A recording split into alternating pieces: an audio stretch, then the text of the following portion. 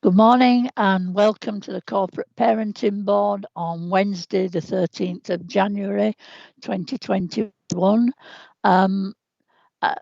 Jodie, could you give us any apologies that have been received, please?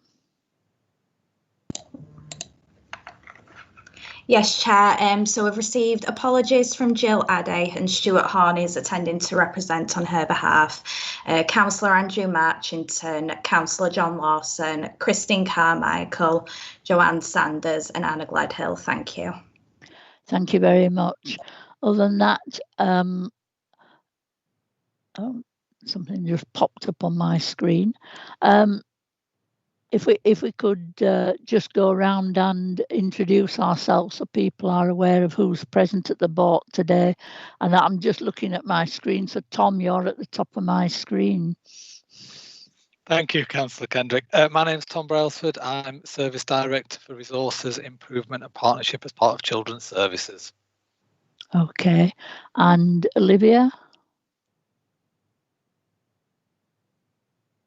No. Stuart Horn. Good morning, my name is Stuart Horn. I'm the Head of Children's Joint Commissioning for Kirklees Council and the Clinical Commissioning Group. Welcome, Stuart. Suzanne Whiteley, is it? Yes. Hello there. I'm Suzanne Whiteley. I'm from One Adoption West Yorkshire. I'm one of the service delivery managers for Family Finding with the key link to Kirklees. Welcome, Suzanne. Thank you for attending today. Elaine. Good morning, I'm Elaine McShane. I'm the Service Director of Family Support and Child Protection and have oversight of our children looked after services. Thank you, Elaine. Richard. Morning, Councillor Richard Smith and a board member. Welcome. Karen. Good morning, I'm Councillor Karen Allison. I'm a board member. Okay. Janet. Good morning, I'm Janet Tolley and I'm the virtual school head teacher. Morning, Janet. Carol. Good morning, I'm Councillor Carol Patterson. I'm Cabinet Member responsible for Learning, Aspiration and Communities, and I'm also Chair of the Virtual School Governing Body. Thank you. Thank you. Sarah.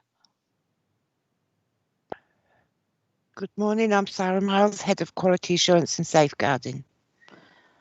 And Richard Parris, sorry. Hello, Richard Parris, Strategic Director for Adults and Health at Kirklees Council. I'm here for an agenda item. Thank you. And Keith, if you're with us.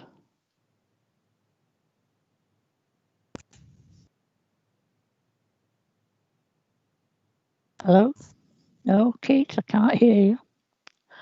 I know that we have trying to be present with us and we're having some IT problems. Keith Fielding from Kirklees Fostering Network. So I think that's everybody I've captured. My apologies if I'm missing anybody. Speak now. I'm Viv Kendrick. I chair the Corporate Parenting Board and I'm the Cabinet Member for Children's Services.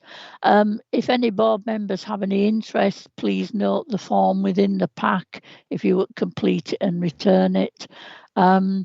This is a meeting open to the public, so there are no items to be held in private. Jodie, have we any deputations or petitions? No, Chair, no deputations received. Thank you. Oh, thank you. And have we any questions from the general public? No, no questions received either, Chair. Thank you. Okay, well, we'll move straight on then to item 7, which is the role of the Corporate Parenting Board, which Richard Parry has kindly come along today to talk about. We've asked each strategic director across the authority to come in turn and talk about how they connect to the work of the Corporate Parenting Board. So Richard, good morning and welcome if you'd like to start. Thank you, Councillor Kendrick.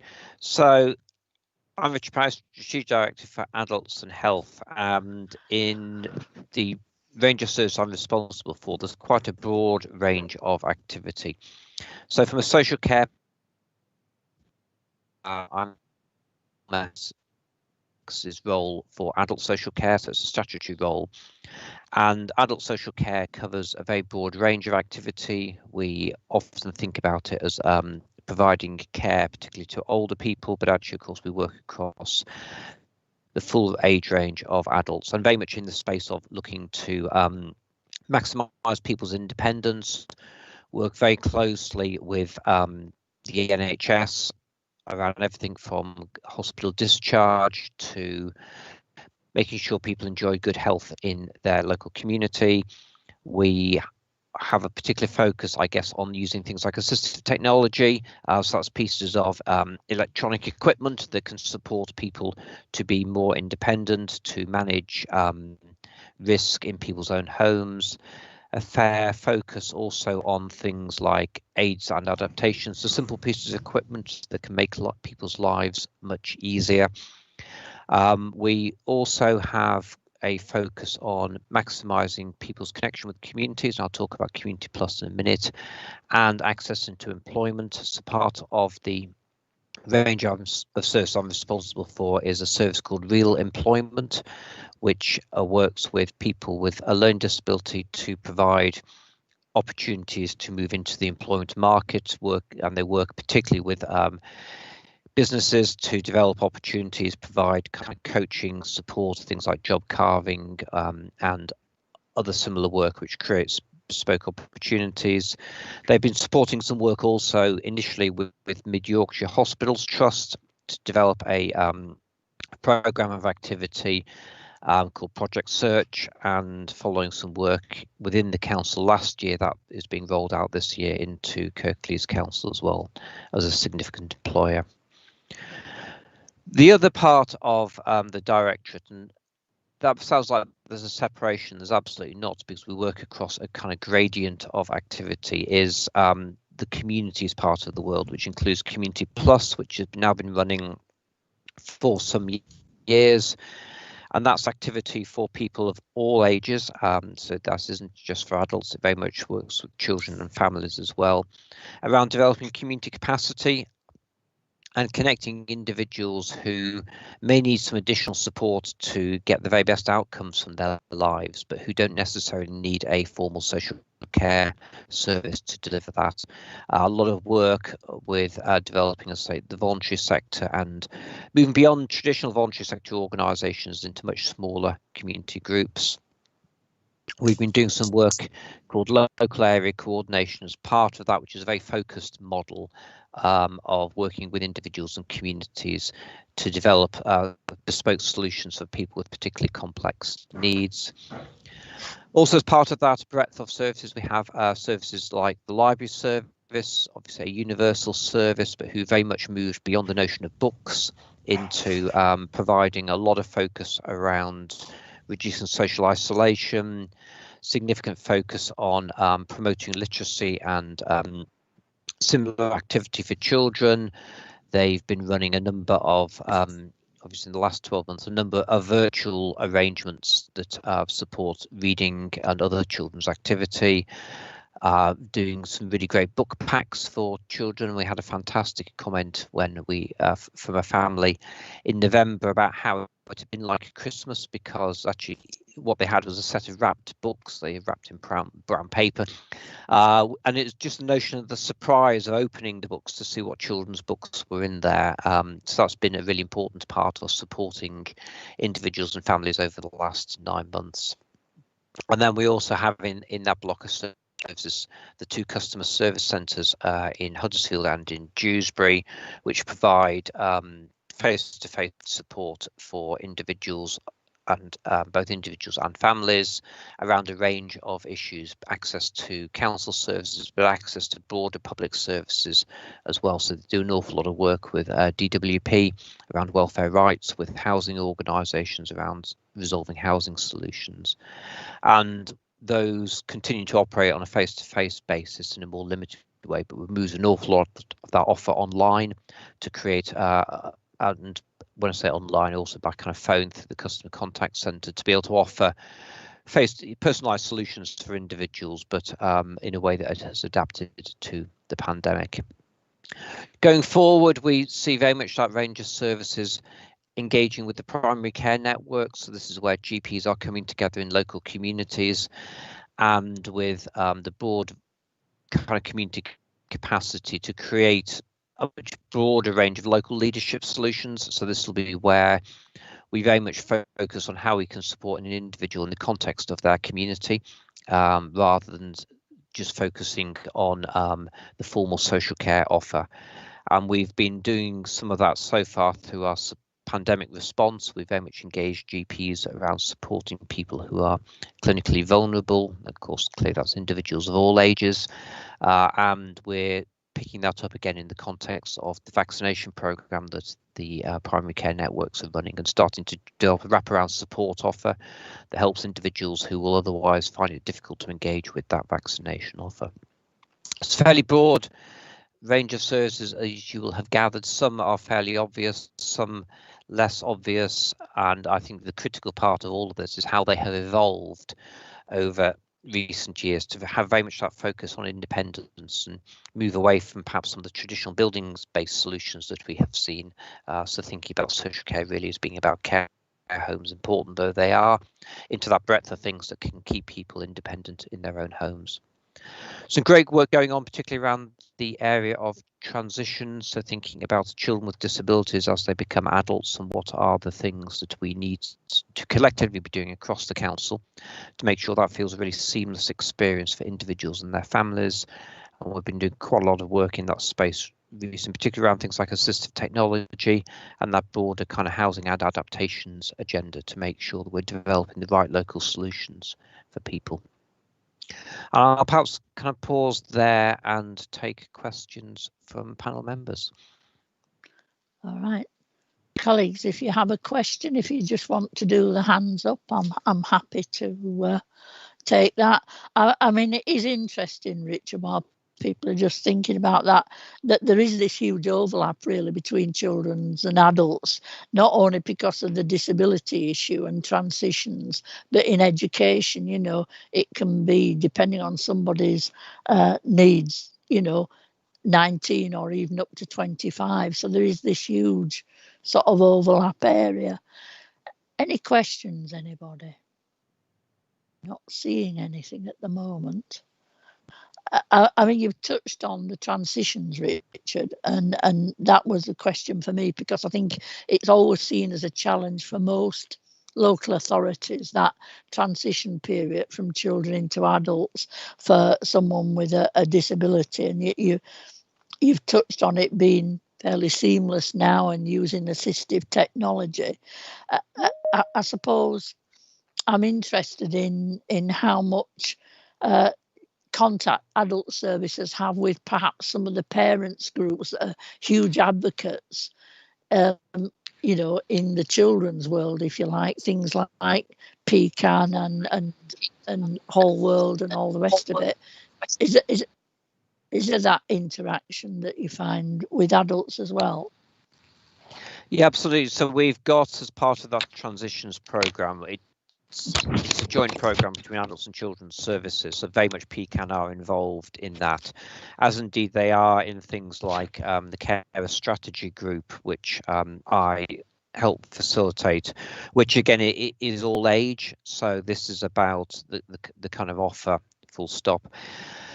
I would not probably go so far as to say that transition is entirely seamless at the moment. It feels more seamless than it did. I think there will always be some challenges because I guess some of the legal frameworks in which we operate have some different presumptions, and that from an adult's perspective, there's very much a presumption that individuals have capacity and can do things that would potentially place them at risk, but have the ability to make and the right to make that decision unless we demonstrate that someone doesn't have capacity. And so I think we come from a basis where almost we are being challenged about how far can we push that risk envelope. And many of the challenges against local authorities have been when people have been insufficiently enabled to almost take a risk-based approach and take decisions that may feel unwise, but nonetheless are the decisions that they wish to take. Whereas obviously from a children's services perspective, there's much more of an issue between balancing the rights of families and of children, but the responsibility to also ensure that children are protected, and that will create some kind of balances, I think, in that transition period. And I think often the area for debate and the work is around how we are collectively working with families to make sure that balance feels right, and how we take advantage of some of the opportunities, for instance, that assistive technology gives, that give people the opportunity to experience greater independence, whilst also having in the background technology that helps protect people from risk or minimises risk. Yeah, thank you. I noticed, Tom, you've got your hand up. Yeah, thanks, Councillor Kendrick. It was just to come in on the kind of transitions element, because a number of areas that when we work very closely across a number of areas, and obviously you've got the education and health and social care plan legislation in terms of working up to 25, and we work very closely on that. But one of the things, particularly around child and adolescent mental health services for care leavers that's being recommended, is looking at a kind of 18 to 25 survey, making sure that those cut-off points for looked after children between some of the statutory health services are far more smoother and far more child-centred, really, than just moving from a child and adolescent mental health model to another model. And we've got our substance misuse service also works up to 25. So I think there's a bit of work that obviously me and Richard and others work very closely across those boundaries. But I think particularly in respect to looked after children, I think we need to examine some of those services, outside the council as well, that could be a bit better joined up. Thank you. Yeah. Anybody else with a comment or question? No. Was there further you wanted to add, Richard, to what you've already? No, not at this stage. I think it'd obviously be happy to come back and talk further about the progress we're continuing to make, particularly around those transition points, and as Tom's identified, that ability to take a more comprehensive and cohesive approach to commissioning across adults, children's, the local authority and the CCGs. Yeah, that's great. Richard, I know you have another meeting that you should be at, and you haven't been able to duplicate yourself. So Sadly not. Can I say thank you very much for your time this morning, and we'll wave you goodbye so you can get to your other meeting. But thank you very much. Thank you. Thank you. Colleagues, I have to remonstrate with all of you in that none of you spotted I've done my usual habit of skipping past the minutes of the previous corporate parenting board meeting. So if I could just retreat back to the minutes as such, which was item 2, and ask are there any issues arising from the minutes that anybody wishes to raise? Yeah, can I just comment? I did email my apologies. You did indeed. Yeah, and I don't think there's. No, I can't see them. No. Could So they be included? Yes, thank you, Karen. So Jodie, if we could make sure that Councillor Allison's apologies are listed there. I do know for a fact that she did, and that came to me. Perhaps I never shared it on. No, it's fine. Thank you. Yeah. Are there any other things that need amending in the minutes? Do people feel they're a true copy? I don't think looking through them there are any particular matters arising. A lot of it was items that were to be noted and some items that are coming back on future agendas. Are we okay? I'm taking it, unless I hear any further protests, that those are accepted as a true record of the minutes. My apologies, colleagues, for managing to skip past them yet again. Seems to be a blind spot I have. So if we could move on to the next agenda item, which is the One Adoption Agency. We have with us today Suzanne Whiteley, who is here, has kindly come along to take us through this report. Good morning, Suzanne, if you'd like to make a start. Good morning. Thank you very much, Chair. As Chair mentioned, I'm here to talk about the work of One Adoption West Yorkshire and talk about some of the developments as well. I have provided a report and a number of addendums to that report as well, which go through some of the performance reporting, some of the feedback that we've received on the service and updates in terms of the multidisciplinary team as well. So in terms of the period of the report outlines the work of the first half of this financial year. And I think, as with many services, we've had a number of challenges over the first half of the year with the growing pandemic and the impacts that that's had on the service as well. So we've had a number of vacancies across the service, and we have now recruited to a number of those vacancies, and there are planned and interviews being undertaken at the moment to be able to fill those vacancies across the service. Morale, I think, as most services, has fluctuated over the year. We have had some challenges when schools have returned, children then self-isolating, which has impacted on some of the abilities in terms of the social workers to fully be available in terms of their roles, but we have worked flexibly to ensure that work has been undertaken. I think as from the beginning of the pandemic, the majority of our staff have been home-based, and we have been having regular contact with officers across the region to make sure that we've been collecting posts. Managers have been going in to start induction processes and meet with teams, but there has been kind of some fluctuation with that during the course of the pandemic. We did experience in a couple of areas changes in accommodation as well. As you'll be aware, in Kirklees, there is a current refurbishment of the building. We do now have access to some office space, which is absolutely fantastic. Within Calderdale, we're still in the position that we don't have any access to accommodation within that area, but we're still maintaining links with the authority. With some of the challenges around both pandemic and accommodation, we have had some impacts in terms of letterbox work and access to file work as well. And some of that has been around the ability to be able to collect the post. And we have put a redirect from Huddersfield into the Leeds office so that we are able to go into the Leeds office to be able to pick up those letterbox pieces of work and still be able to undertake it. There has been a little bit of an impact in terms of staff teams within the Huddersfield area then travelling into Leeds, but we wanted to make sure that that work was still undertaken. As highlighted in the report, there are some pressures within the budget at the end of period 6, and this has come about primarily because of the lesser ability to be able to access the adoption support fund, which we had done previously in terms of work undertaken, so packages of direct support to family, which has lessened off in terms of being able to undertake some of that direct work. We are addressing that within the budget, and work is ongoing to ensure a balanced budget at the end of the year. This year, we did commence a new revised duty and advice service, so we are now running that remotely, and it has worked very well. We've been able to maintain the level of duty and support to adoptive families across the region, but also access into other services, so schools for social workers, etc., so that they can still maintain and manage contact with us.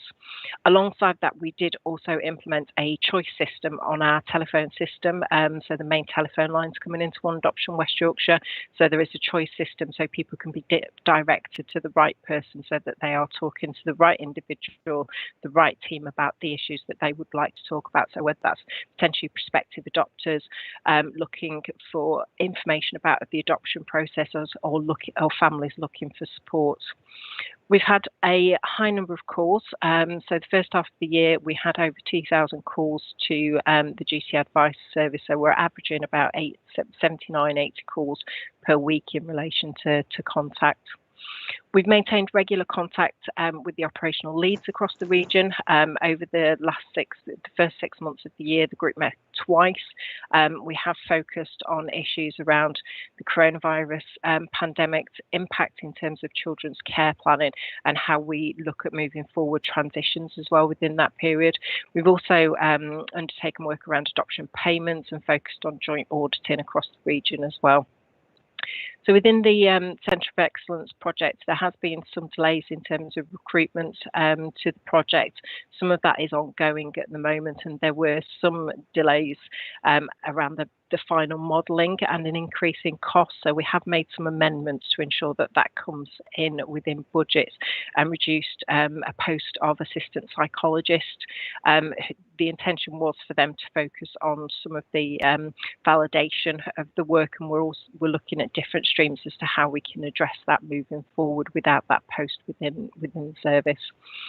We've continued to meet with the medical advisors across the region, discussing practice issues.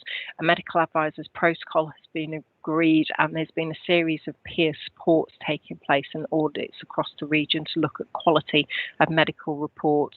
And this has helped us to look at how we can improve information that's provided for adoptive families.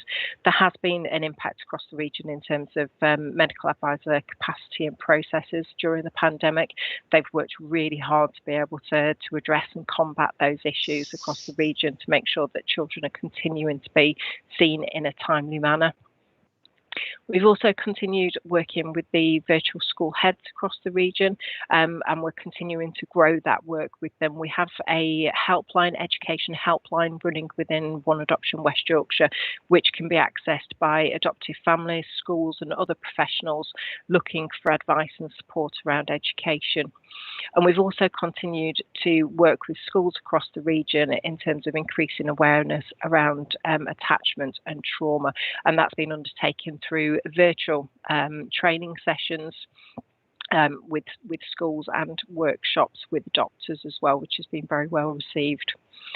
We've also worked with the local authorities across the region, focused on special guardianships, and the special guardianship support plan is being tested within the kinship teams across the 5 local authorities within the region, and there's been really good engagement across the board and within children's teams to ensure that the plan's understood and that we're able to assess prospective special guardians effectively in terms of what their support needs may be.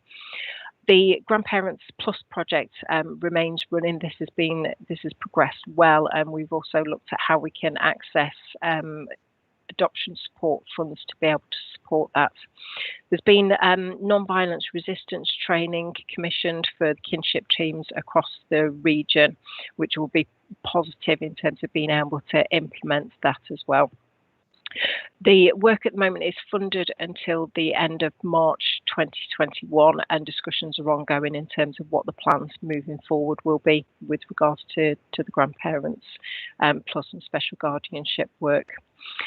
I would just take it in terms of the next section, which is focused on performance. There were 3 performance reports. Number 2 and 2A were the highlight reports focused on the performance across the region. The number 2 is the regional report, and 2A contains information that is specific to Kirklees children. So in terms of adopter information for the first 6 months of the year, we've had 61 families approved across the region, which is an increase on the same period for last year. And we've also had 52 adoptive families who have been approved by One Adoption West Yorkshire being matched with children from West Yorkshire. And again, this is a slight increase on the previous year as well. We've had a mix within the 61 approved households that equates to 112 individuals. 12 of those individuals were from Black, Asian and minority ethnic backgrounds. 9 of those households were approved for a sibling placement, and 16 of those households were available for early permanence placements. So just moving on to timeliness in relation to children placed through Kirklees, we had 11 children matched in the first 6 months of the year. We had 73% of those children were children who wait longer under the DFE definition. So they may be children who are part of the sibling group, children who are over 5, have disabilities, or from Black, Asian and minority ethnic backgrounds. We had six children part of the sibling group. 5 of the 11 children were Black, Asian, minority ethnic backgrounds. We did have and did see some delays in the first part of the year in terms of being able to place children, primarily due to the pandemic and the changes that we needed to make in terms of how we manage transitions. Of the 11 children that were matched, those were children with a placement order at the end of 1920. So it was 52% of children who had a placement order at the end of the last financial year were matched in the first 6 months of this year. In terms of the scorecard information in relation to those children, for the children adopted within the first 6 months of the year, we had a scorecard of A1 for 508 days, which is a bit above the regional indicator and above the national indicator of 426 days. And in relation to A2, for those same children, it was 171 days. The national indicator is 121 days, and the Kirklees A2 was lower than the regional average. So for children placed in the period, the average time between entering care and being placed, which is the A1 score, it was 580 days for the first 6 months. And of those 13 children, 11 children took more than 500 days between entering care and being placed. So in terms of some case examples of the children who were placed, 8 children were part of the sibling group and 5 children were of Black Asian ethnic minority. So those children were classified as being harder to place.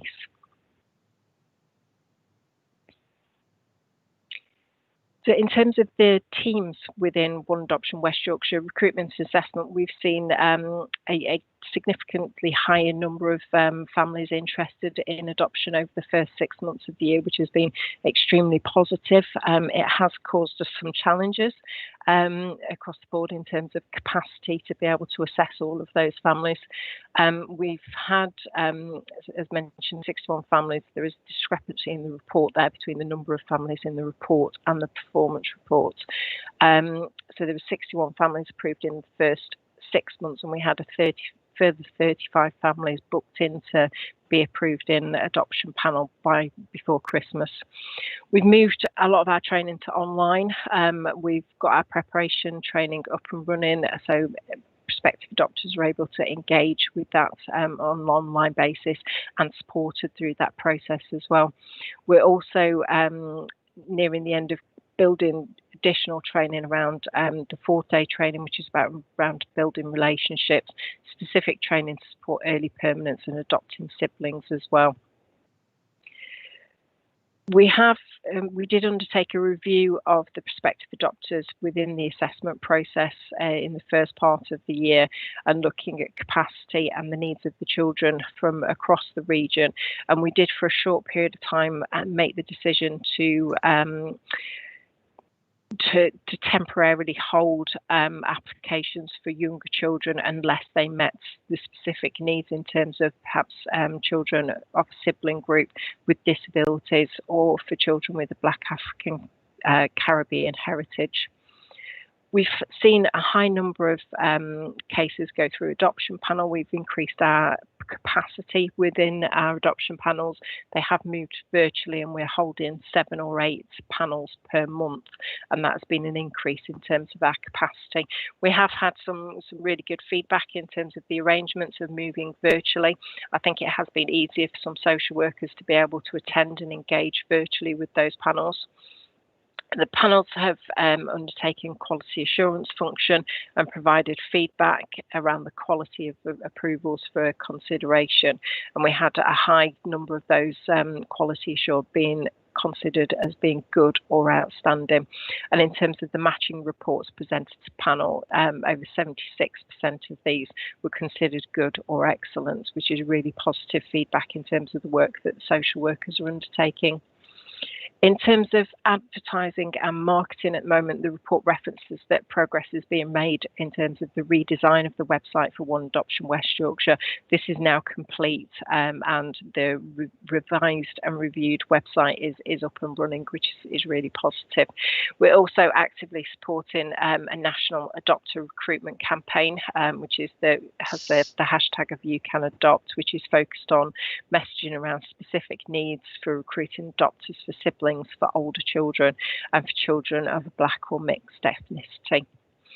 In terms of family finding, we had 98 children who were placed within the first half of the year, and we've worked really creatively to be able to ensure that we're still being able to maintain children being safely placed with prospective adoptive families. Transitions have been challenging. We implemented individual risk assessments to ensure that their transitions were undertaken safely and that all parties were involved in discussions and agreement around those risk assessments as to whether transitions continued. We have utilised the University of East Anglia Moving to Adoption model, which focuses on a 3-stage model for transitions, and part of stage 1 is around the getting to know you phase. So we've utilised technology and virtual technology a lot more to be able to increase the getting to know you phase, which has been really positive in terms of building relationships between foster carers and adopters. We've also moved to virtual profiling events across the region. So these were previously held face-to-face, where adopters could come and view profiles of children, have the opportunity to look at some of the children that we're family finding for. We have moved all of these to an online format now.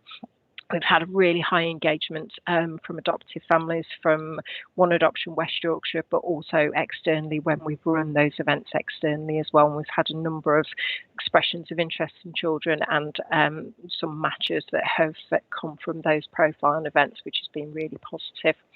We've also engaged with the Voluntary Adoption Alliance within the Yorkshire and Humber region.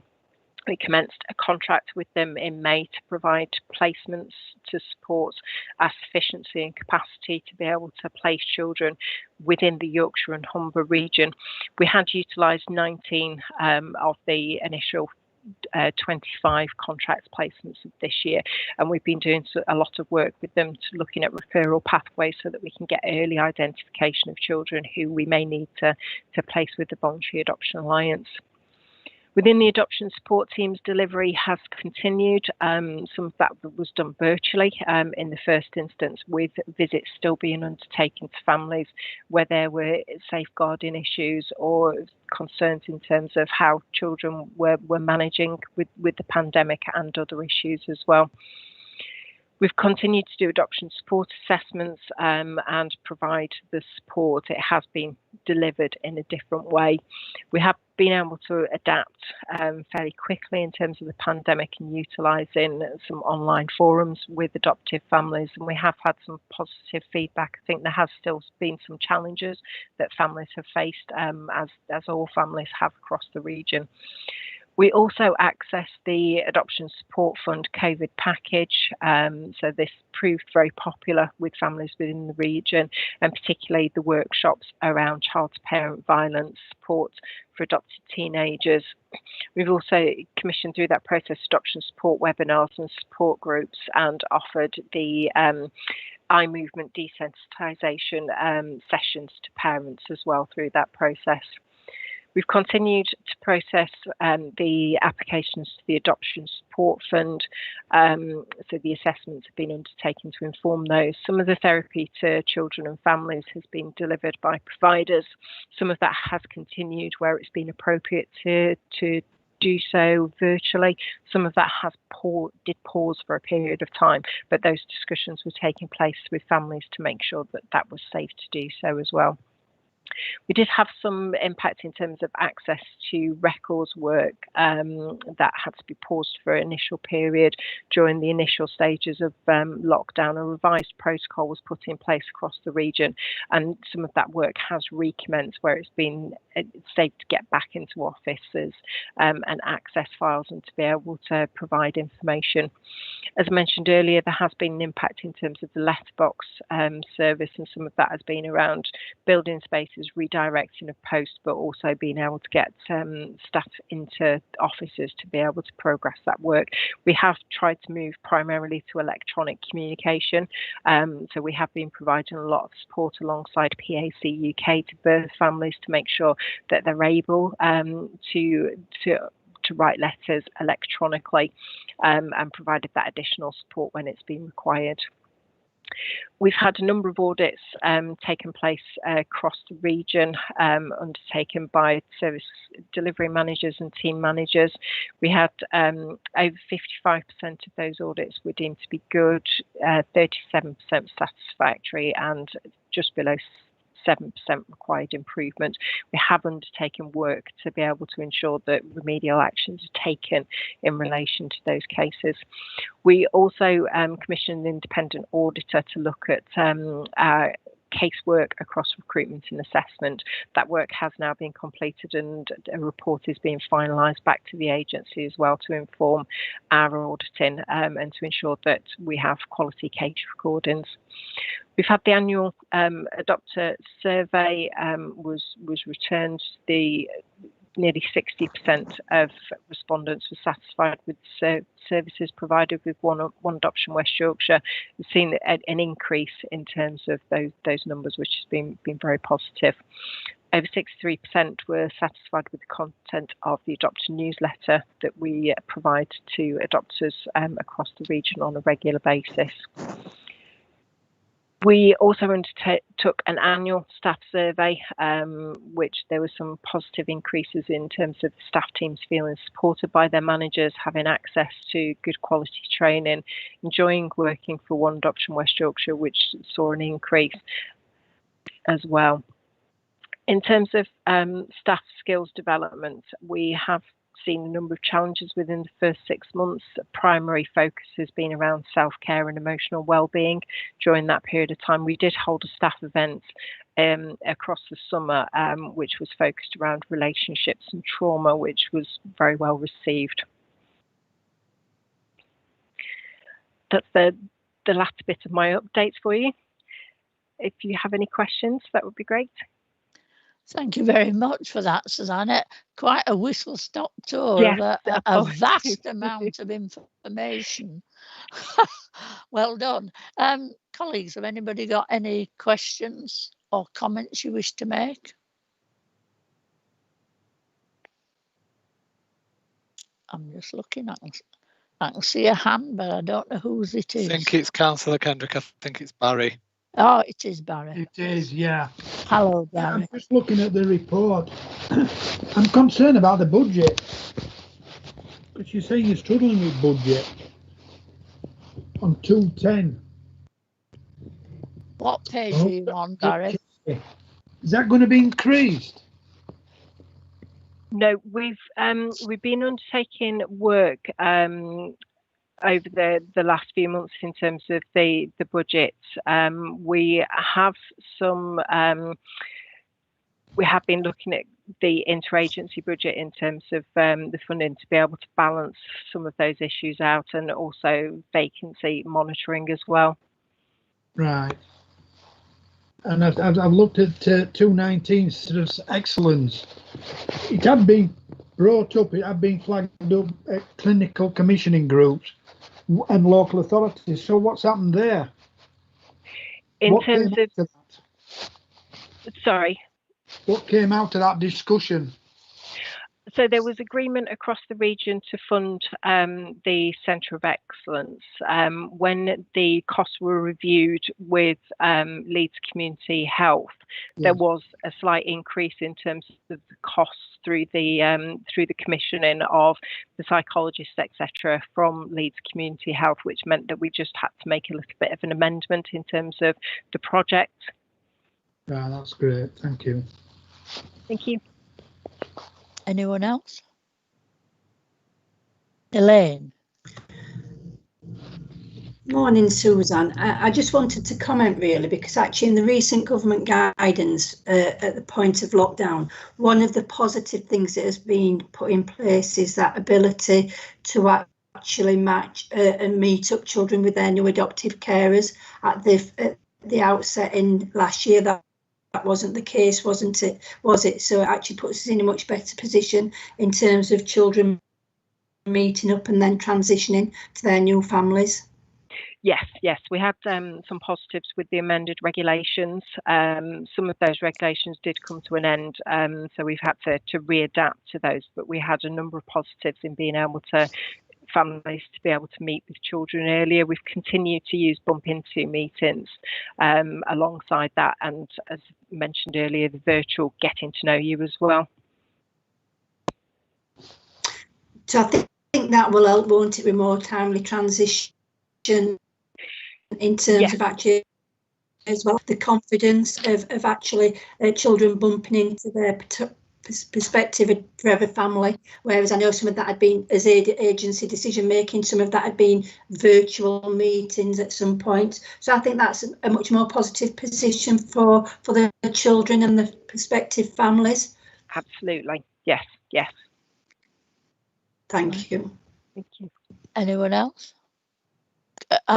Could I just add a couple of things in? I'm pleased that there's been some development on the accommodation issue in Kirklees. Obviously, we've got one whole building being remodelled, and the report talks about the letterbox stuff being redirected to Leeds. Has that changed now that staff have got some access to Kirklees buildings? What we've done for the interim, because it's a temporary measure, what we didn't want to do was change the address and then change the address again. So yeah. What we've done is put it as a central PO box number, so that it just goes into one central place at the moment, and then once the building work has been finalised, then we can be able to move that back to how it was. It just seemed the most streamlined way of approaching it. Yeah, I can understand that. Yeah. It's just, the comment in the report about travel time for staff because of that centralisation, delays or causes more pressure on the service as such. Can I just ask about courts and how are they functioning? There's been some differences across the region in terms of the approach. I mean, the pandemic has seen a number of delays within the courts. I think that's got less so as the pandemic has progressed. There has been delays in terms of the initial care proceedings for children within the court system, but also delays in terms of adoption order applications.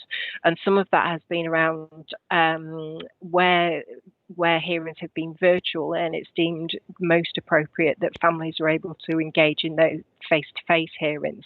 There has been some delays in terms of then making sure that face-to-face hearings are able to take place rather than virtual hearings.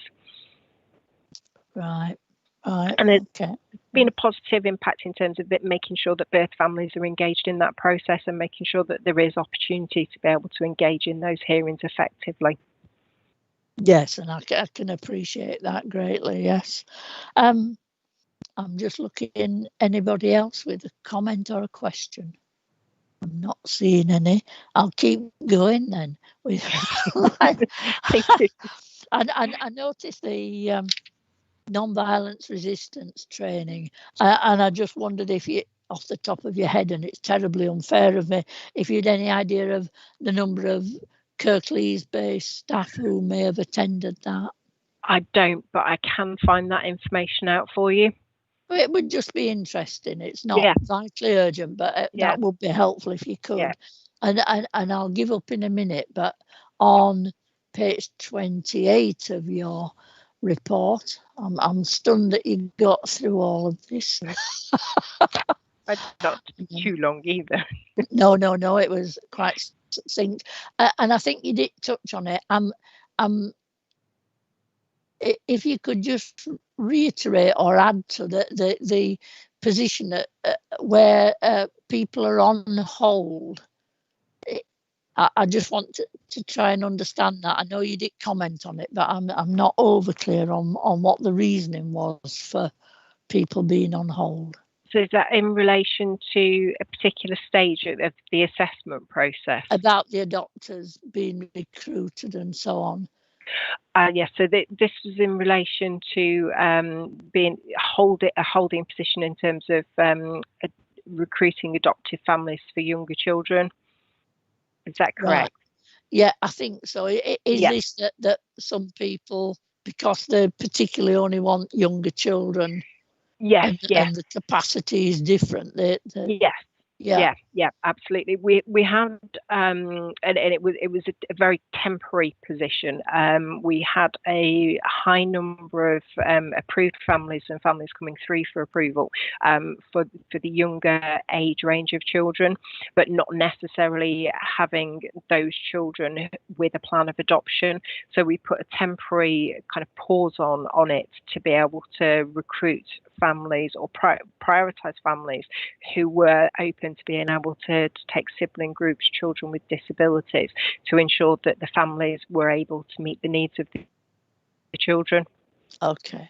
Yeah, I just wonder where somebody has a particular desire for a child of whatever age or whatever, if they're on hold, where do you tend to lose them? Do they drop off the scene? Not necessarily. What we've we've taken the approach of being very clear with families what some of the priorities and the needs are for the children with plans for adoption.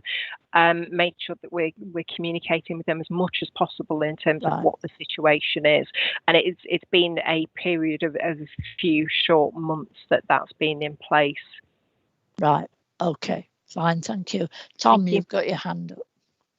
Yeah, thanks, Councillor Kendrick. Hi, Suzanne. Just a quick one around the Centre of Excellence and the emotional health and wellbeing aspects.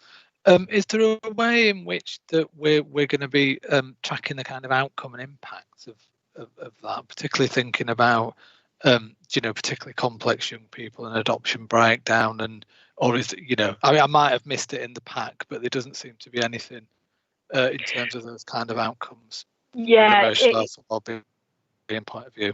Yeah, it was one of the issues in terms of the funding. We had hoped to appoint an assistant psychologist to be able to undertake some of that work. We are still looking at different avenues of being able to validate the work that's being undertaken. We have already taken some work with the University of East Anglia to be able to evaluate some of the work that the Centre of Excellence have already taken. We have measures in place, so SDQs, goal-based outcomes, etc., that we are already utilising to be able to monitor and evaluate that. We also have a project manager who is working within the team who will be undertaking some of that role around evaluation and working alongside the psychologist until we can have a clear mapped out route in terms of full evaluation. Yeah, it's really helpful. Thank you. Thank you. I'm not seeing any more hands up for questions or comments, which leads me then to say, phew, Suzanne, well done. Thank you for your presentation and for answering the questions. And thank you very much for attending today. Most grateful. Thank you very much for having me. Thank you. Thank you. So if we could move on, colleagues, then to item 9, the Children's Performance Highlight Report, which I think Elaine is going to lead out on this, but obviously there are aspects that Janet Tolley or Stuart may well to be commented on as we go through it. So over to you, Elaine. Good morning, thank you everybody. Yes, I'll say when it's a natural break for Janet and Stuart, because it does sit nice into the report. So if I just start off by talking about children entering into care, children in care and placement stability. Just to point out in terms of the data for this report, it does date back to November. And so what I'd want to say that actually in terms of, although at the outset of the COVID pandemic, we did have an increase in children becoming looked after, that has now stabilised. And if you look at the number of children looked after in November at 688, that's around the same figure, 686 this week. So that has stabilised, and actually the number has not increased to the figure that we projected. I think some of that, and actually Richard made reference to some of the community work that's been taking place with Community Plus and our third sector, and I think that's offered a great deal of support to our families. And then that support has ensured that children remain with their families whenever they possibly can. So I think that's really important. Of the 8 children placed outside of Kirklees, more than 20 miles from their home address, the large majority are placed in a fostering placement. Some of those will now have had a permanence decision to say that is where they'll remain up to the age of 18 and possibly post 18. And I've asked that actually provide a more detailed report about that, so you understand the nature of those placements and actually the locations. So I think that can come to a future meeting. I think that will be welcome, Elaine. I think so you understand, and the decisions around when we make those permanence decisions for children actually placed elsewhere. What I will say that in terms of any decisions about a child going beyond 20 miles, I have to give authorisation. One of the things that is core to my thinking as well is the education provision. I know Janet will welcome this, and it's been something we've had in place for a long time to make sure before we make any changes around a placement that actually we take their education provision into account. And sometimes what we do is actually do our search around the education provision, so we're not having extended travel. I think that's really important for young people. And I think, you know, in terms of children outside of area, if we think back to probably some 12, 18 months ago, we had 53 children in external residential homes. That is now down to 22, and that will reduce further this year. So a positive story in that sense. Because, you know, first and foremost, we know that actually we want children to live in Kirklees. Sometimes that's not possible, and that's because of vulnerability reasons. But even if we do place children outside of Kirklees, the plan always looks at how they will return. I think in terms of placement stability, at the onset of the pandemic, we also had some placement breakdowns, and actually that was potentially predominantly, I would say, around adolescents that were not necessarily adhering to some of those guidelines that were put in place by the government. And as you would appreciate, you know, for our placement providers, whether that be foster carers or children's homes, that created some anxieties. But I would say again, the work that we've done has actually ensured that that's stabled out as well. And we are wrapping around placements to ensure that stability. Where they are breaking down, we're having stability meetings in advance to try and prevent that. But where they do break down, we're looking at the details, trying to understand and take some learning from that. So some work to do around that. We still think around placement stability, we want to use the lessons learned from practice to shape how we take our decisions going forward. We do want to reduce the number of children placed 20 miles from their home address, but actually they could be placed 20 miles from their home address and still live in Kirklees. That's where they're outside Kirklees. And actually the work that we're doing around our sufficiency and developing our fostering provision, internal fostering provision, will actually support that agenda. So that's just a bit about placement stabilities. In terms of, so we're moving on to looked after children reviews, visits and missing. So actually we do very well with our children's reviews. I know Sarah's on the call. I think what we will say that we're looking and learning from what we've done over the last 12 months almost in terms of using an electronic approach, a virtual approach to reviews. However, what we do need to take into account as well, actually, that some of our children say they prefer to be in a room with their social worker or other individuals. I think we have to recognise as well that our statutory reviews, some of those with children that are not permanently in care, so they will have family members attending. So we have to take all that into account, and that will shape how we do that work going forward. But we're in actually a very good position around that. The independent reviewing officers are closely monitoring the looked after children's reviews, timescales. I see as well that actually in between the reviews, you can see that independent reviewing officers are checking in to make sure that the plan's progressing. So lots of oversight for these children to make sure that what's being set out in a review is actually being addressed. And if not, oh dear, you know, In terms of children missing, I would say I have a daily notification of any children that are going missing, and actually I would say that we have a lot of figures for children that are in private homes in Kirklees. Our figures are actually over this time quite reduced, but we're still looking at that and looking at the difference between a child not being in their placement, knowing where they are, and actually being missing, to make sure that actually we're reporting the right young people. I think one of the things that we really want to improve on, and this is what I look at, is the return interviews and actually understanding and talking to young people about why they're choosing to go missing. Some of this is about the COVID restrictions, and for those who know adolescents, they have a mind of their own and don't necessarily listen to what the government is saying, so they go off, but actually I think, again, because of the work we've done with our young people, that's reduced as time's gone on.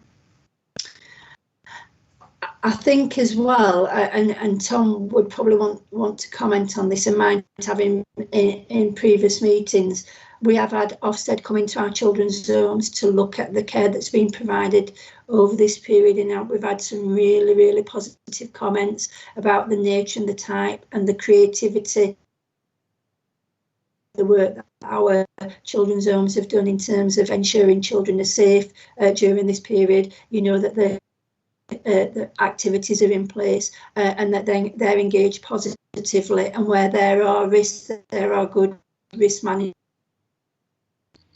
plan. The children's home, they're about partners, so some real positives there. I'm going to hand over to Janet at this point to talk about looked after children from a virtual school perspective, if that's okay.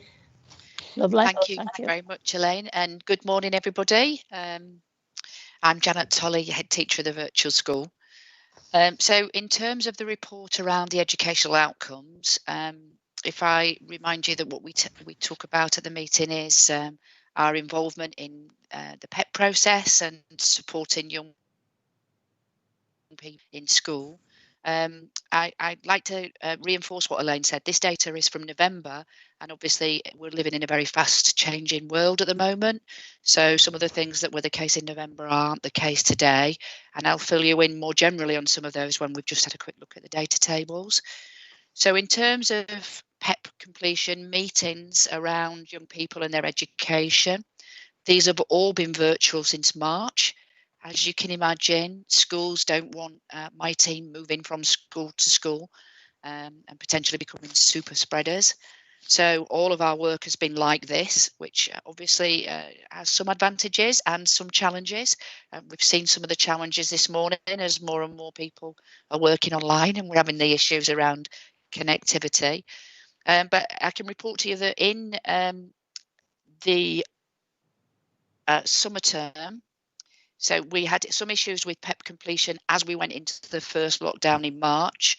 But from the summer term and the autumn term, actually, I can now report that 100% of our young people have had at least one PEP meeting during the term to review their attainment and progress at school. And obviously to talk much more generally around their arrangements. So should there be a bubble closure or a school closure, some time working at home, how would that be supported by ourselves? Also, does the carer have everything that they need? How are the school going to maintain contact and assess that information? I've reported in much more detail to the virtual school governing body detailed statistics around the number of young people who were affected last term by bubble closures, and sometimes repeated bubble closures. We had some young people who were out of school for substantial amounts of time because there'd be a bubble closure, they might go back to school, and somebody else might test positive for COVID, so they might be out of school again.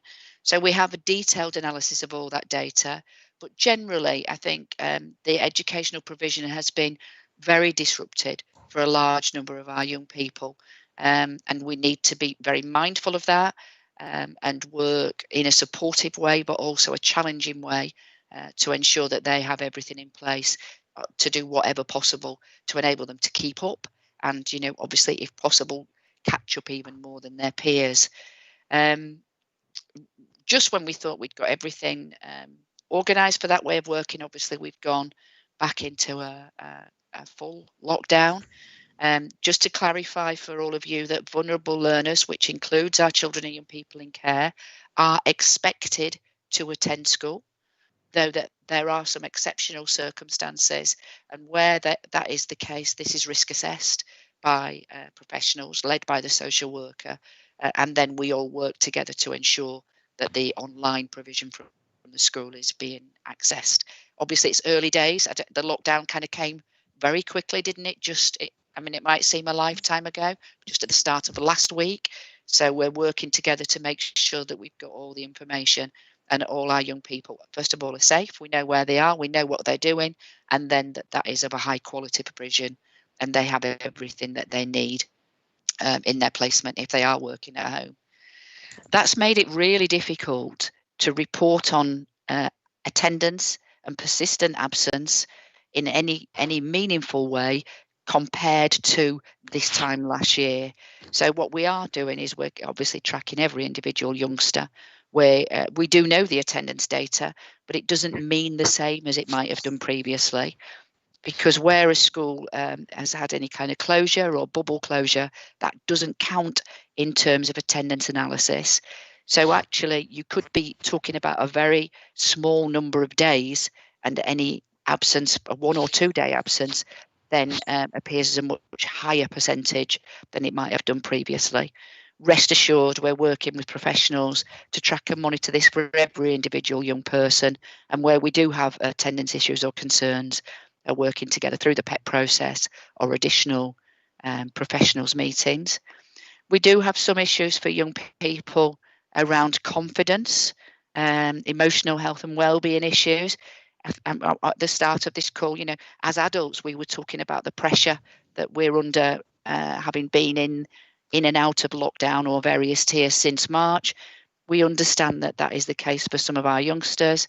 And you'll know we have the links into the educational psychology service funded through the virtual school, where these young people are prioritised for education psychology support. The information around mid-year school moves, there had been 40 mid-year school moves up until November 2020. And if I just look at my actual number, I think in all but 3 of those 40 cases, they were managed within the 20 statutory days between schools. But actually, I think you'd want to know that in 34 of those 40, there were no breaks. They went straight from one school to another. So in 6 individual cases, things were slightly less smooth. But actually, I think that's remarkable when you think about the circumstances that schools and professionals are currently working in.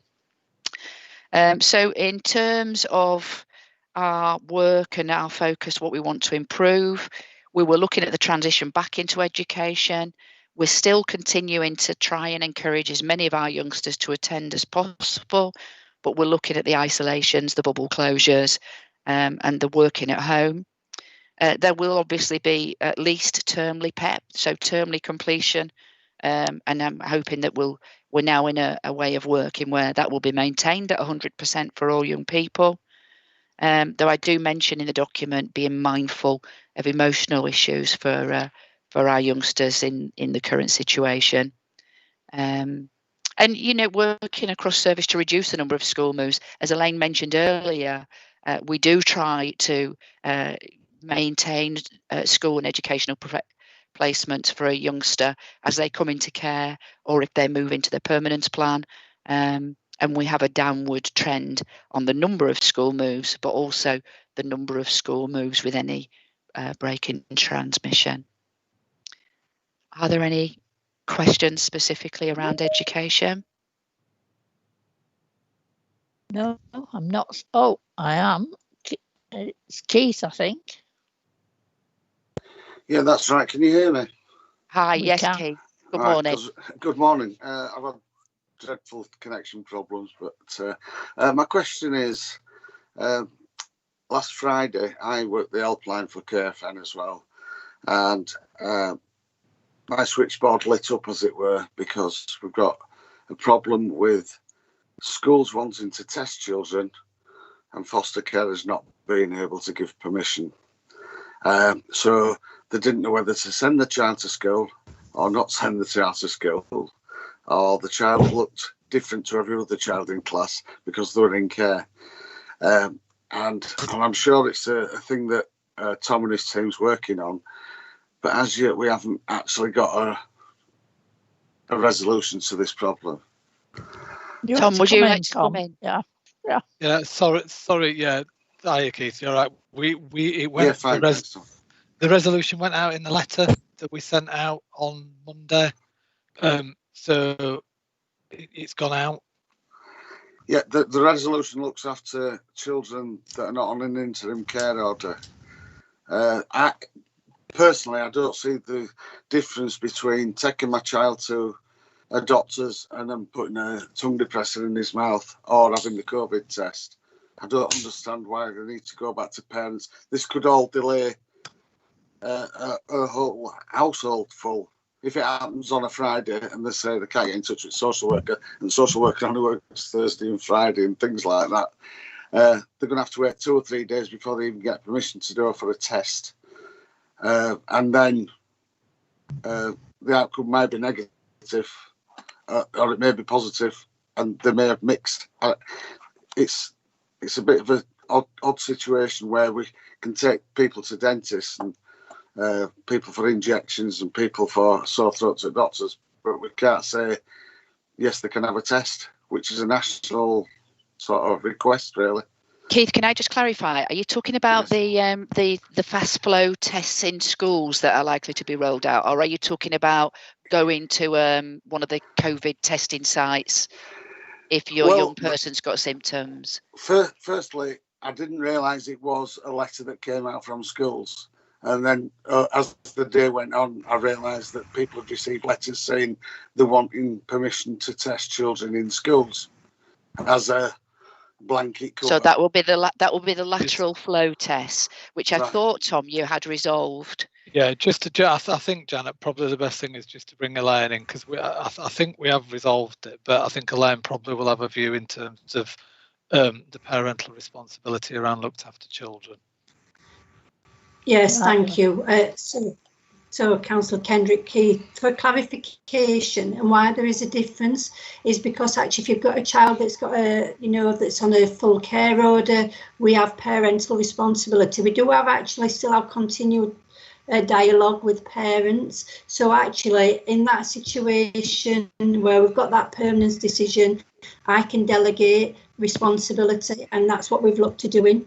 In terms of children where we're in care proceedings, where you've got an interim care order and section 20 by agreement with the parents, we have a responsibility because that is shared parental responsibility with the carer, being approached for such decisions.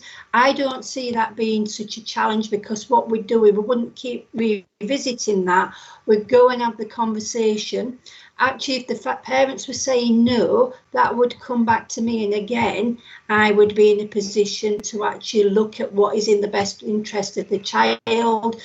And if we're in an interim care order position, take that back through the courts to say this, what needs to happen. And we're talking about older children anyway. So I think this is, and it's early days, it's how these things change quickly. We have to bear with each other. You can't just put things in place overnight. The testing's not actually in schools yet. So I think by the time it is, we will be in a position for carers, children's homes to make those decisions, because actually where there are voluntary arrangements with parents, we have a responsibility to actually ask their opinion as well. Thank you, Elaine. Now, does that also cover if somebody has symptoms? If somebody has symptoms, they can go get them checked, is that right? No. If they have symptoms, they're meant to stay at home. Yeah, but if they have symptoms and they're suggested that they go for a test, do I need permission? It's on the same basis that we've just discussed, Keith. And what we'll do, we'll make sure that all those permissions are in place up front. This is the way that I'm asking social workers to do at the moment. And what I can do out of today is take this back to my service. So I think predominantly we're talking about some of the issues will sit in the assessment and intervention part of our service where children have not got yet their permanent plan. Some will return to parents, as you know. Slightly different in our children looked after service because generally we've got those permanent plans in place. So what I will do today is go away and make sure we've got those things in place. And I think I've agreed to come to the network meeting, Keith, so we can talk about that in more detail when I attend that, if that's helpful. That's lovely. Thank you. Thanks. No, you're welcome. Thank you. Thank you, Keith. And I think you raise a valid point, which actually we do need to make sure it's in place before the lateral tests are happening. So that there's not, because for our young people and our young people's voice, we all know that the very last thing they want is to look any different when everybody's being lined up for a lateral flow test and somebody says, oh, we've not got permission for you yet. So it was a good point to raise. And Elaine, you're right, we've not got them in school yet, have we? So we've got time. So okay, thank you. At least I can assure carers that phone me. Okay, thank you. Good. Thank you. Are there any other educators? Sorry, Councillor Kendrick. All right. You're very welcome, Janet. I'm not seeing any other hands on any education issues. Okay, thank you very much. Thank you. So is this moving now on to the health part, Elaine? I think if I'm yes, looking if at the order. Could talk to this would be helpful. Yeah. Yeah. Thank you. Yeah, so this part of the report would normally be presented by Jill Addy, who's the designated nurse for children in care in Kirklees. Jill can't be with us today, so I'm just giving the updates in her place. The good news is that currently in Kirklees, the initial health assessments and immunisation rates are very good, and we're achieving 100% within the timescales generally. The review health assessments are also showing an improving picture. So we're not quite up to the strong levels that we had before COVID, but we're heading in the right direction.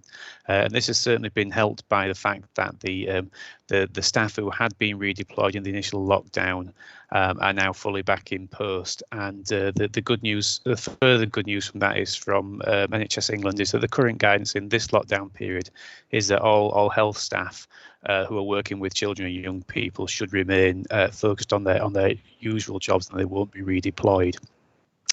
The main problem that we're seeing at the moment is the ongoing issue of dental checks and dental registrations, which have been difficult from the beginning of COVID, really.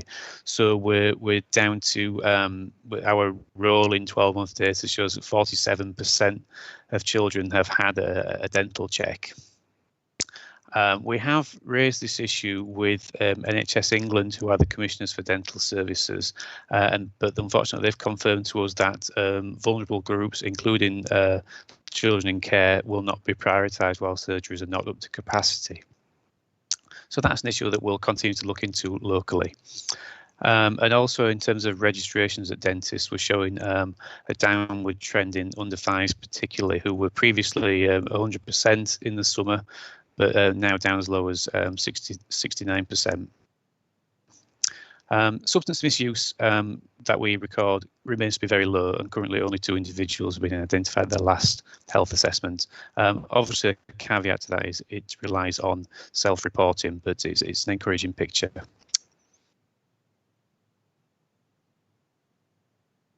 Yeah, that's fine. Any questions? Barry, you got your hand up. You're also on mute, Barry.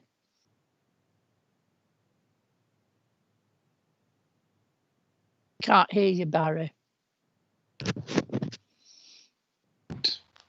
You want to start again? We couldn't hear that. Yeah, I'm looking at the 10% or the 7% that don't get an assessment. Why can't we get to 100%? That's my question. Is it in terms of review health assessments? Yeah, I mean, we're talking 90%, 83%.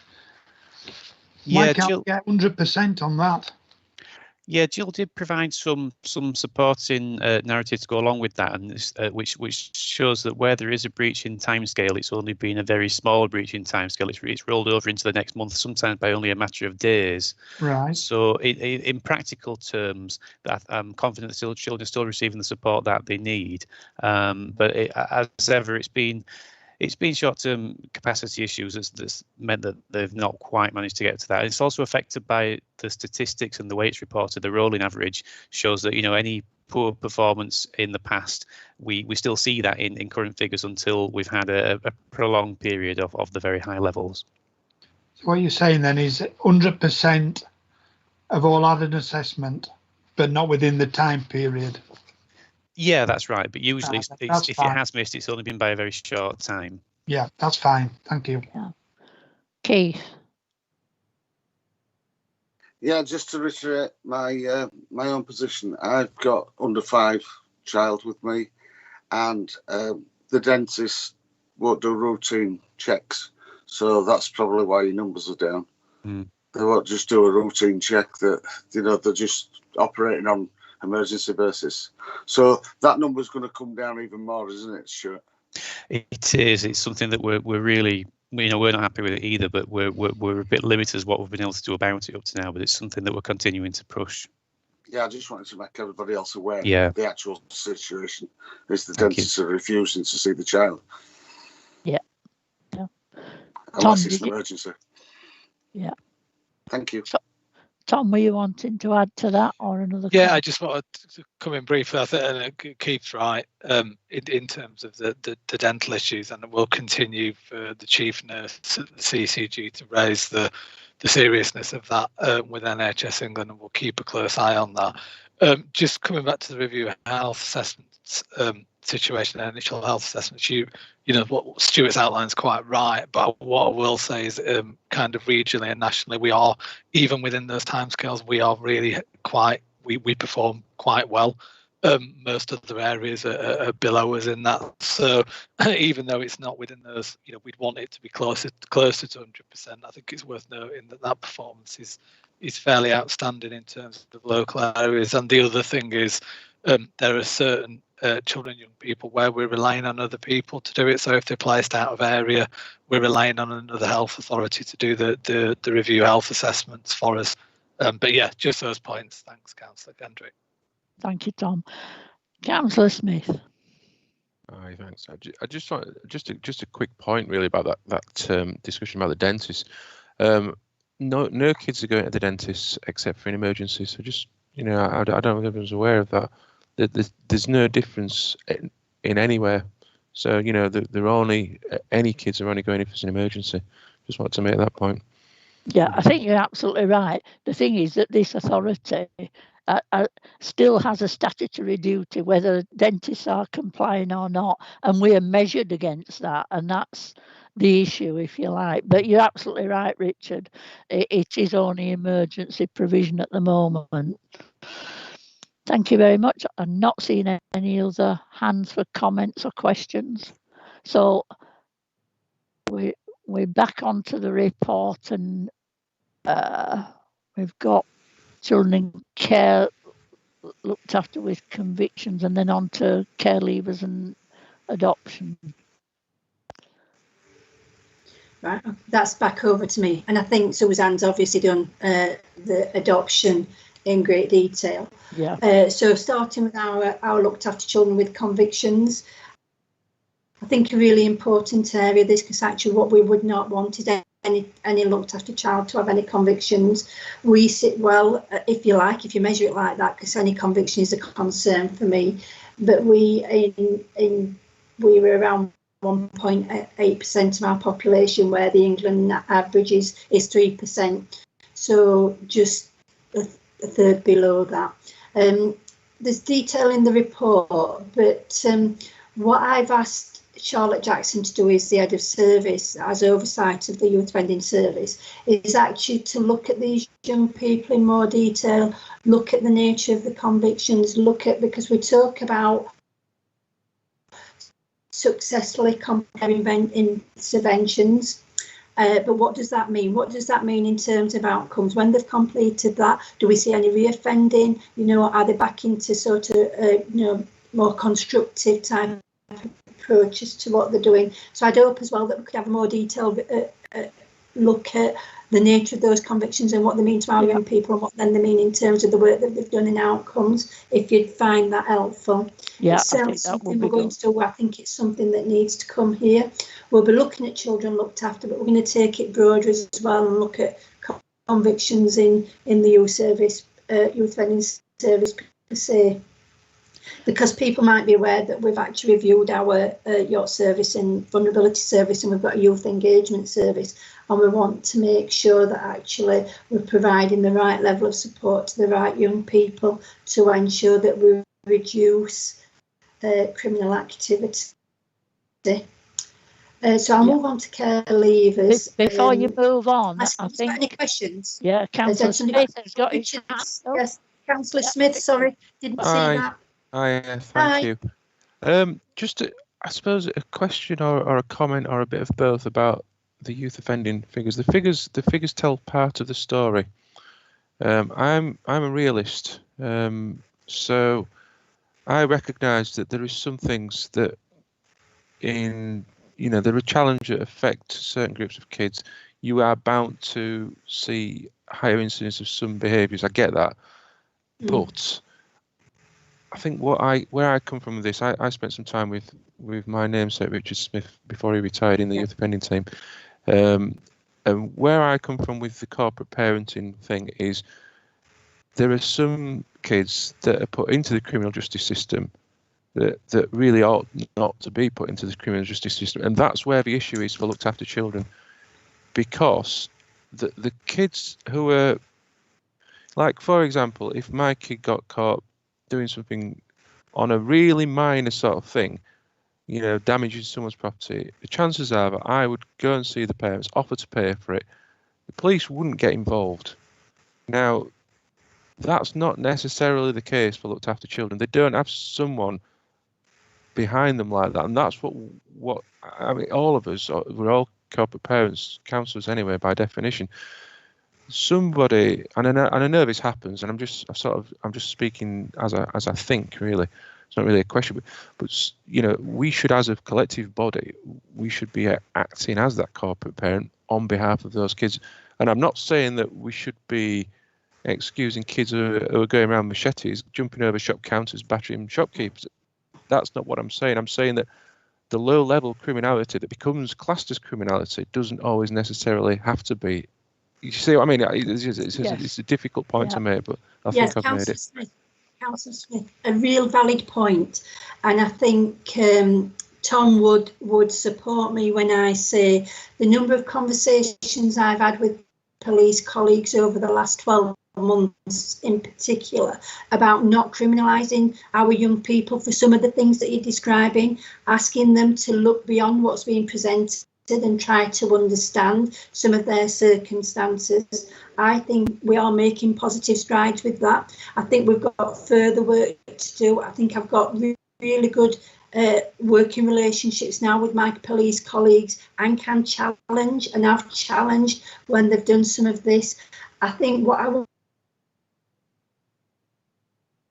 want to be that to the nature of how these young people have come to this level of conviction, and it's a bit like you say, has this been an accumulation where some of the criminality that's been attributed to them could have been avoided, and sometimes when you get into that spiral it's hard to draw back. So that's some of what I'm going to be looking at, and we'll be taking this to our police colleagues, and certainly we're having conversations about young people and really trying to avoid criminalisation where it's not absolutely necessary. Some of the significant things that take place, we don't have a choice, but I think there's some things that we actually do that are not absolutely necessary in the best interest of the young person. So I really support your view on that.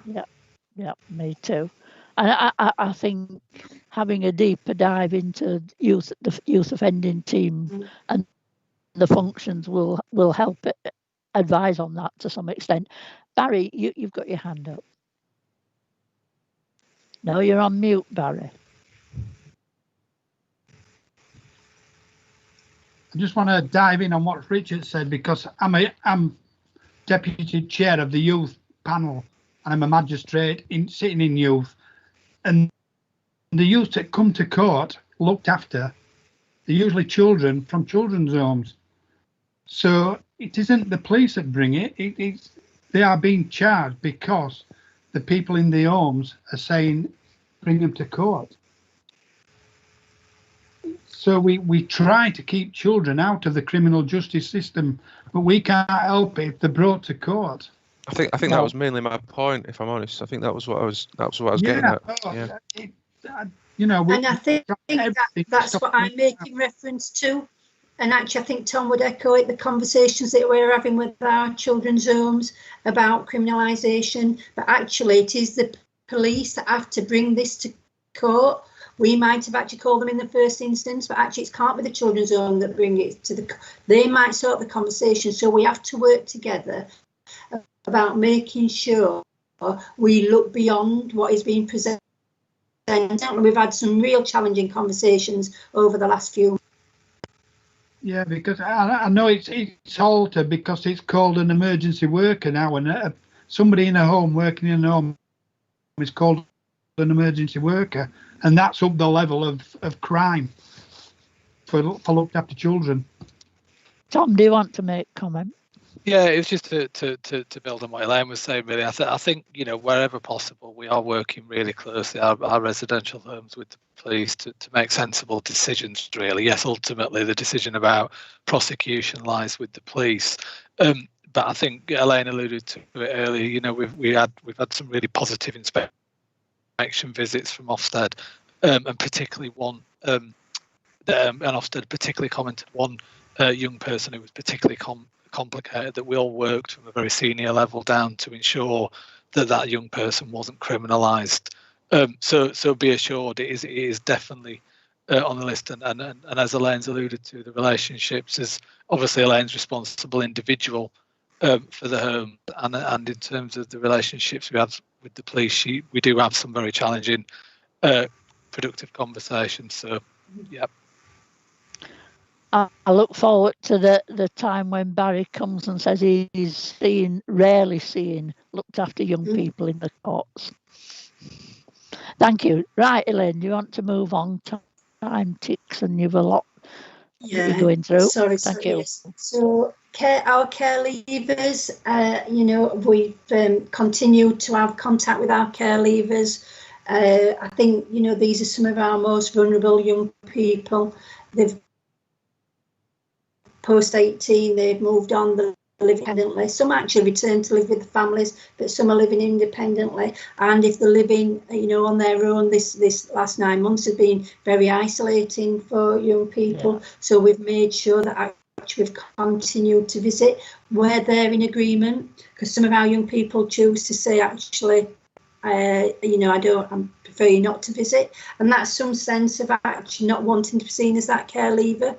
What we've also done, and this goes back to the Community Plus, is where we know they're in the communities, ensured that they have access to all the support that the community has, as anyone would add. So it's not them about a care leaver, it's about a member of a community.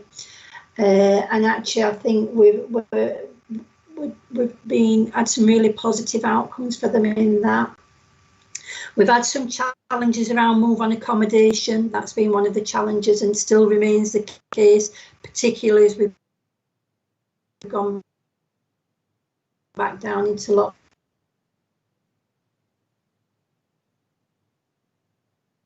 We've just lost your sound for the moment, Elaine. Sorry? We lost the last sort of half minute or so. Yeah. Oh, sorry, about working close with housing, about suitable tenancies and being able to move young people on. Our commitment to care leavers, you'll see that number 11 and number 12 has been closed. We were in a position of reopening that, but actually the lockdowns prevented that, but it's something that we're moving on to. Beyond actually the physical buildings, we're looking at our overall commitment to care leavers.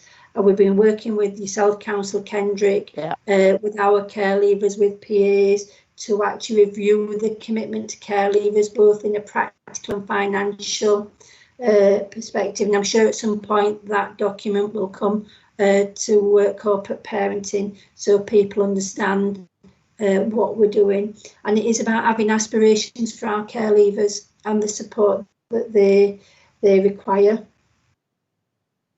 We're talking PAs, and interestingly, in some situations we've had more than one PA allocated to ensure that young people are getting the right level of support.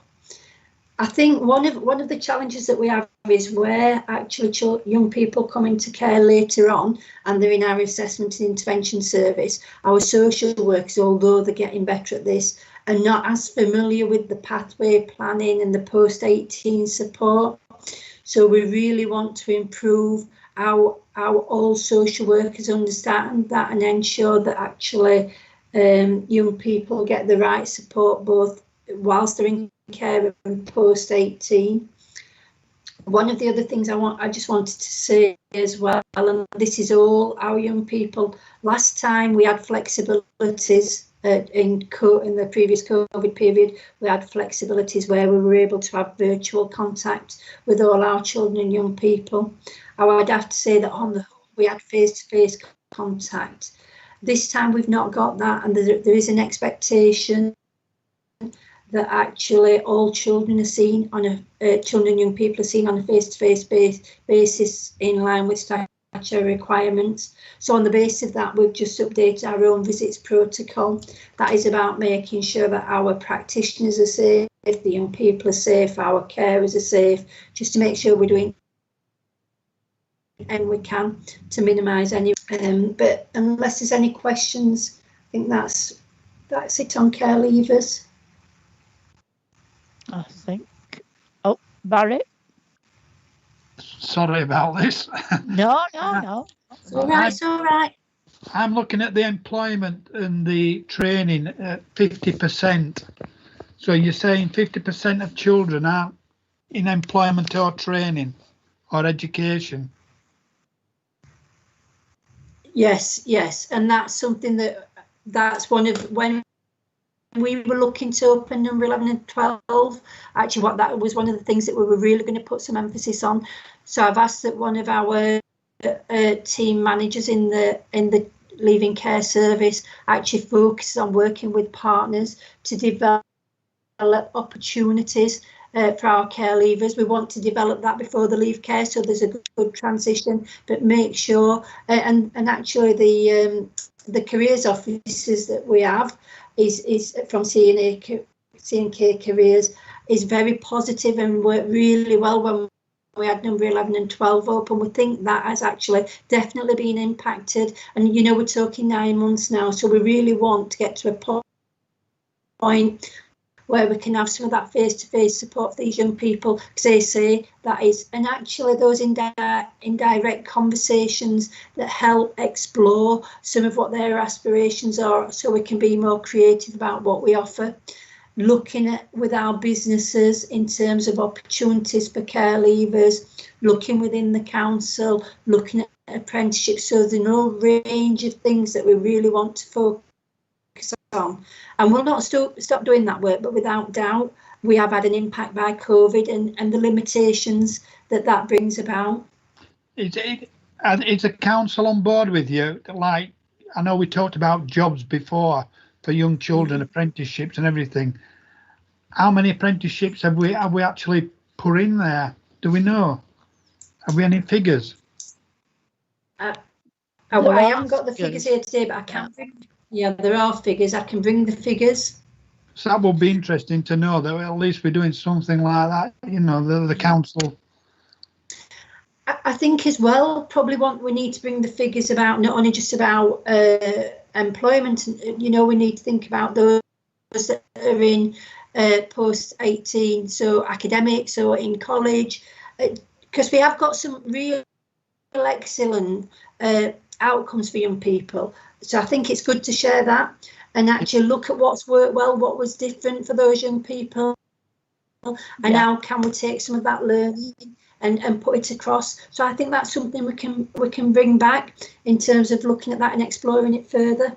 Yes, Yeah. thank you. For me as well, I mean, this has always been a statistic that's a problem, and we're slightly below statistical neighbours and the national average, but that's comparing with other care leavers. I'm really interested in, and I assume the figures will be in the observatory, but I haven't looked, is how it compares with young people in that sort of age range anyway, whether they're in care or not, because actually it could show perhaps potentially a gap that really needs addressing.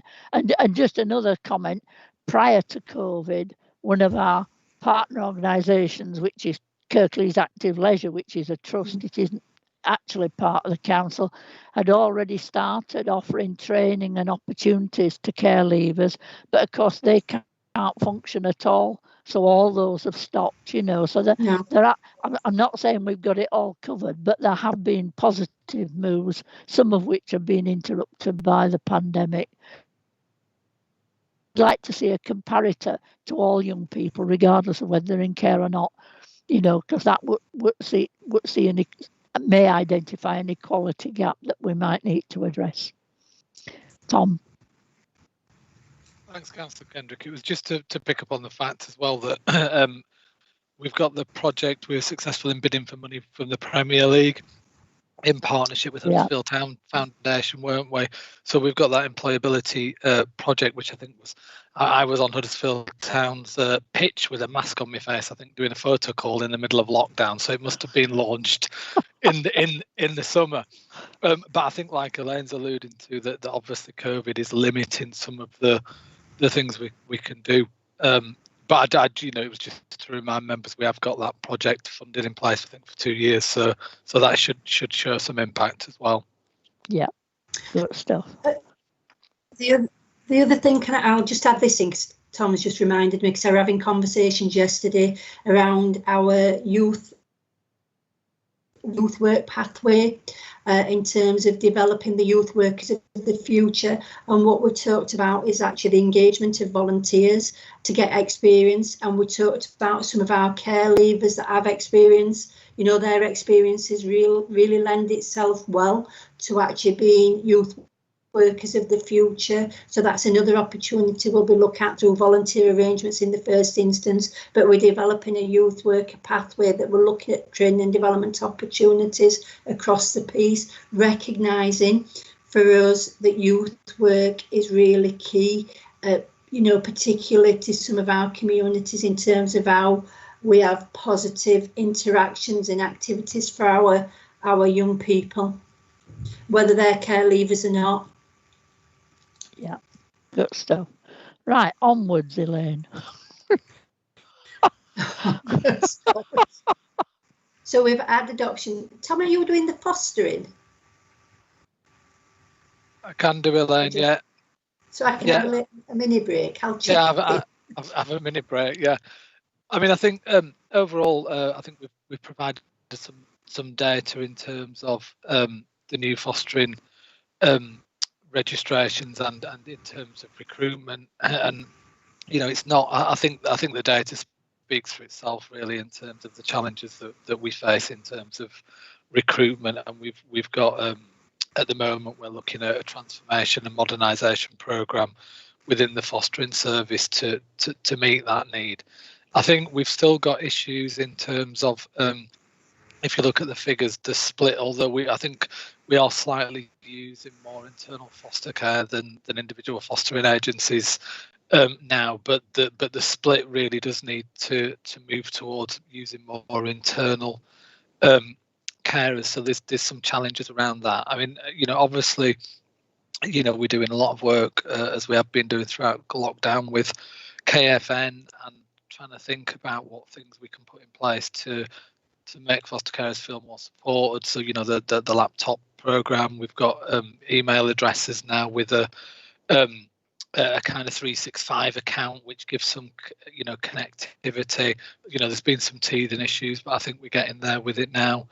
And we're also looking at, you know, the role of kind of placement support and how we can support foster carers better as wraparound services, whether that's around emotional health and well-being, whether that's about out-of-hours provision, and whether that's about thinking about the role of the supervising social worker in placement support.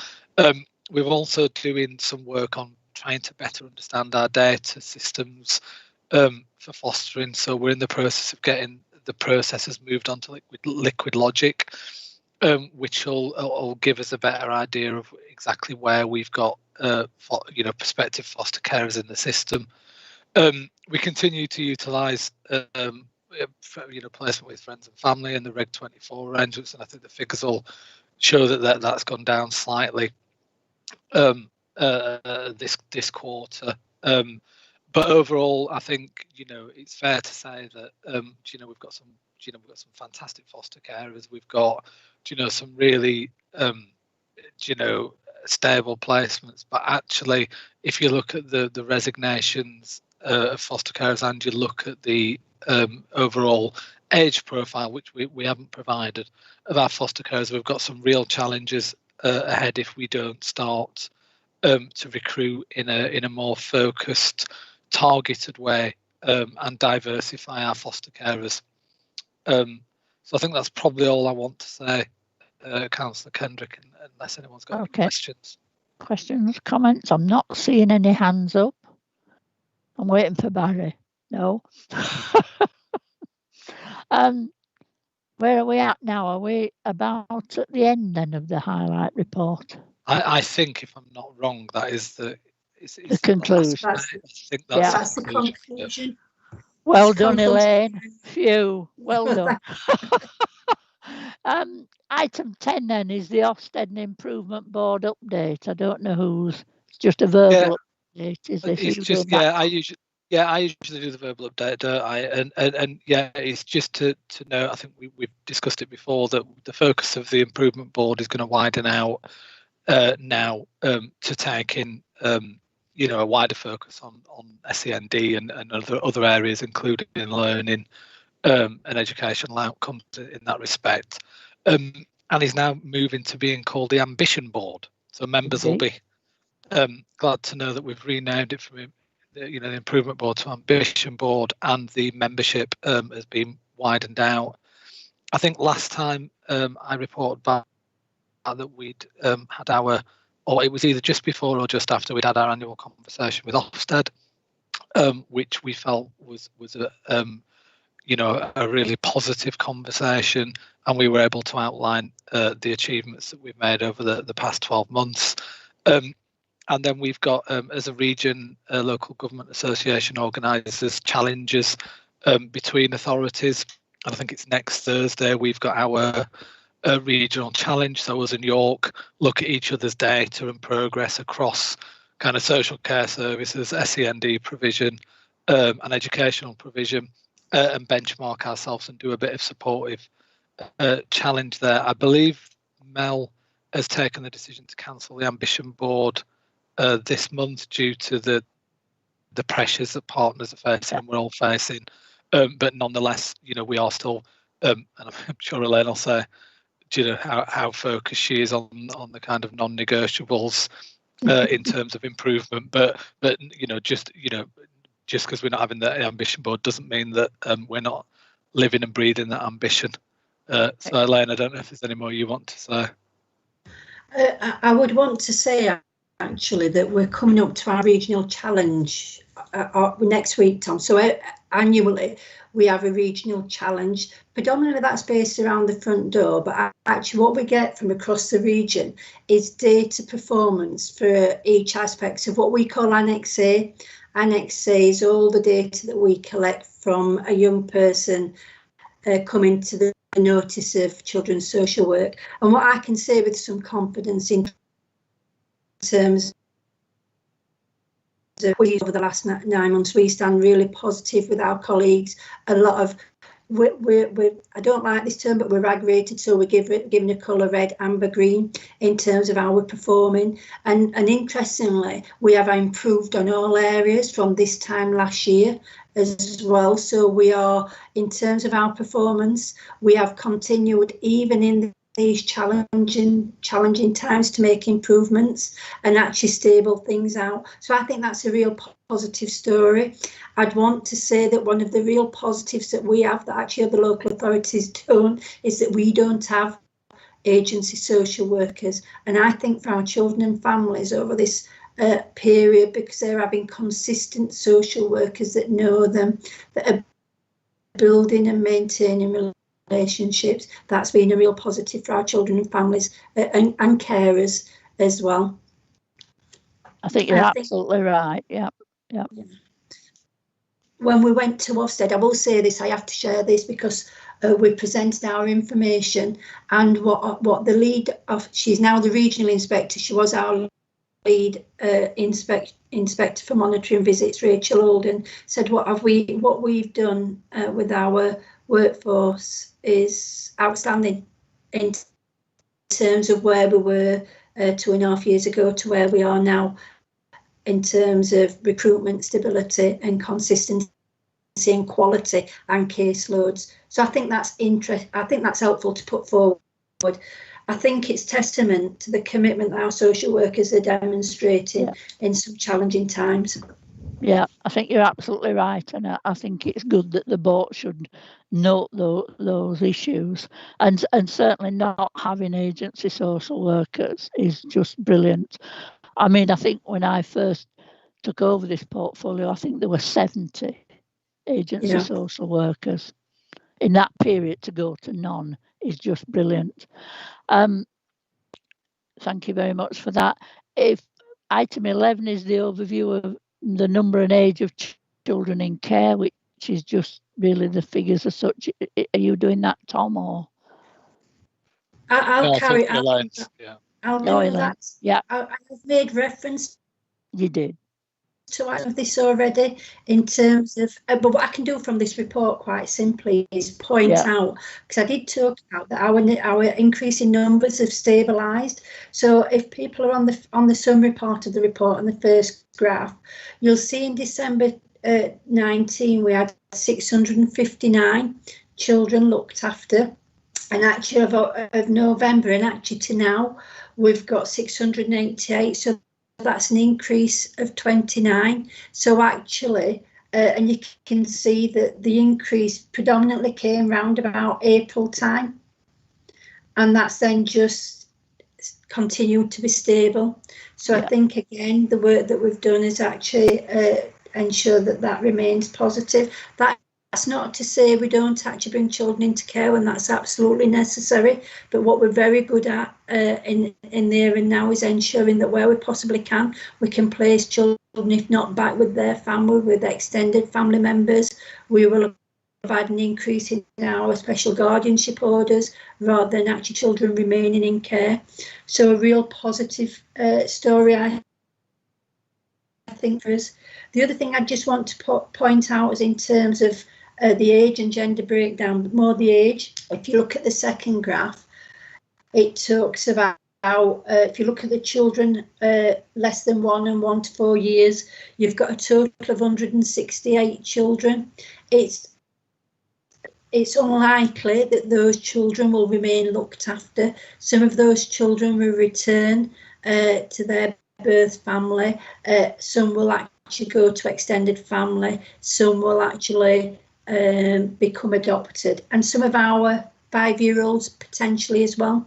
There's a challenge with children over 5 in terms of adoption. I think Suzanne made reference to they take longer to place, but we do still look at sibling groups where there's a child, 5, where we will want to place together.